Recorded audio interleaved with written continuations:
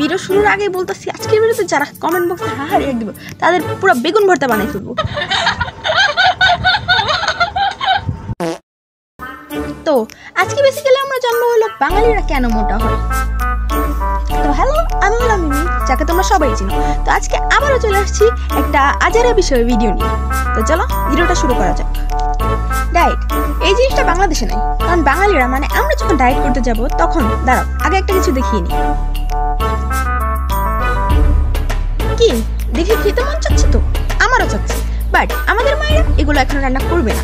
তারা এগুলো তখন রান্না করবে যখন আমরা বলবো আম্মু আজ থেকে ডায়েটিং করা শুরু করবো, তাই আজ থেকে আমি কম খাবো। তখন তারা যে কত কি রান্না করবে তার কোনো হিসাব নেই। যেমন ধরতে পারো বিরিয়ানি, কোফতা, পোলাও ইত্যাদি আরো কত কি আছে। তখন আর কি করবো, খাবার সামনে নিয়ে বসেও থাকতে পারি না, খেতেও পারি না। ডায়েটের খাবারে যেত সবসময় তো যেতে খাবারই, আর আমরাও সেদিন প্রাণ ভরে 3 দিনের খাবার একসাথে খেয়ে নিই।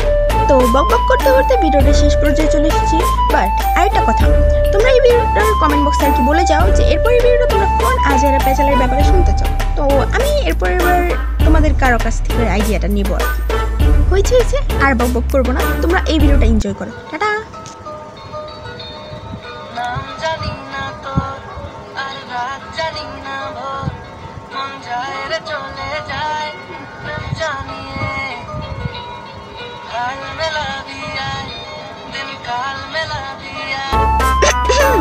দাঁড়াও এতক্ষণ ভিডিওটা দেখো, তাই এবার লাইক কমেন্ট সাবস্ক্রাইবটা তো করে যাও।